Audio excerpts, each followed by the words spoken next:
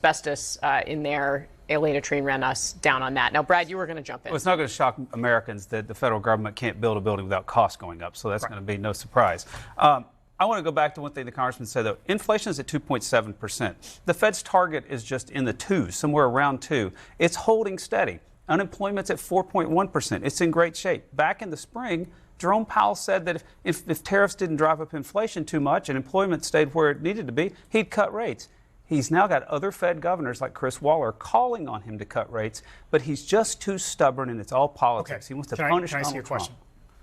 Okay, go ahead. Okay, set aside the policy of whether it is right to raise or lower rates right now. Is it or is it not true that the stability of global markets depends on the idea that the American Fed is separate from American politics? Yes, for sure. Okay. Well, presidents all work the ref, though. They all work the Brad, Fed. there's a reason why not just George W. Bush, but prior to that, FDR and Gerald Ford were the last presidents to even step foot in the Fed because of the risk that markets are going to react to the idea that the president is thumbing the scale. Even if you're right about where... It's not news that he wants to No, cut. it's good. So we have 2 minutes left in this segment, and the point that I would like to make here is that we are now talking, you two, right, are talking about the politicization of the Federal Reserve, should we cut rates, the economy, when really what the president doesn't want to be talking about, Sabrina, is Jeffrey Epstein, which, to the congressman's point, only 19% of Americans say in the most recent Fox News poll, only 19%, 1 in 5 say they have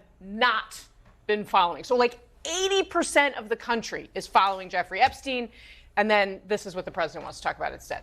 I mean, look, my 95-year-old abuela in Hialeah, Florida, asked me about the Epstein files. So it is hitting the larger public. That is the reality here. You know, people are not following the inflation rate, are not following, you know, what's happening at the Fed, don't really know who Jerome Powell is. Like, yes, for us, we're here talking about this They're probably feeling inflation. And are feeling it, but just in terms of, like, understanding the politics of all of this is not necessarily something that people are tuned in for. But the Epstein files is something that we see people at home who are not tuned in on politics really locked in. Just before coming on here, I was, like, scrolling through TikTok, like, I looked up just Epstein files, and of course, I mean, it's video after video after video. This is not something that's going away. We were talking about it on a panel 2 weeks ago. Here we are still, with how quickly news cycles move under President Trump, that we are still talking about the Epstein files 2 weeks later, says a lot about this moment. Well, and I also would like to be clear here. We're not talking about this because we want to talk about it.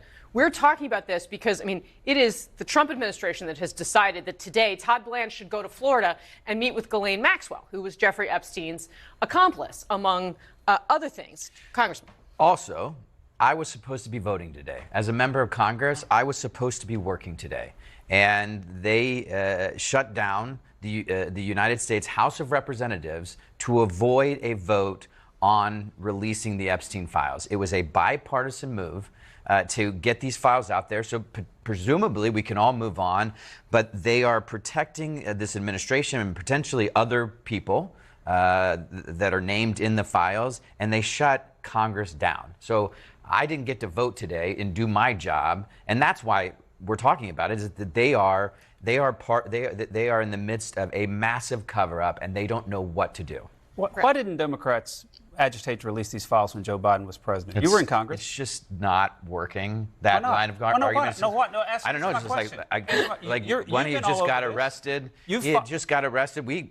Release it. I remember saying it all the time. Release it. Did you file any amendments? Did you go to committee like you did in the other day? Were you sign on to move? No, because honestly, in part because like Trump had it. Trump was like, no, look, when Joe Biden and Merrick Garland, why did you not take legislative No one believes that this line of argument is going to work. Don't critique the argument. No, but I know. Answer the question. Why didn't you do it? I did. I said release the files, and I thought. Why didn't you go to the Rules Committee? One of the things that Trump said that I thought was like, yeah, release the files, and he was going to fix it. Why would Joe Biden sit on files that implicated Donald Trump? I think they were, finishing the investigation. But no matter what, it was Trump who said these files and the client list matter so much. I don't even think. So you weren't interested until Donald Trump was president, and you thought it would hurt him. No, I wasn't. By the way, I have been very much interested in this for a long time because I have a 15-year-old daughter. And so, like, I have a teenage politics, daughter, too, great, but why didn't politics you- why aside, didn't like you it was do what you did what this they week? did, Why what didn't these you do it people when Joe did. Biden was president? I called for it all the time. Like, Where was your amendment? Why did you gum up the committee then? but you really. So let me ask you this.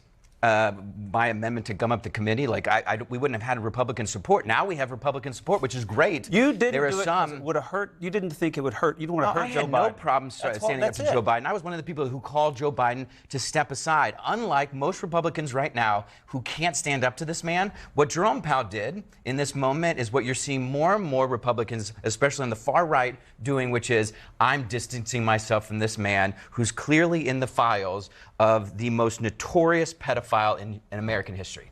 All right. We clearly have touched a nerve here.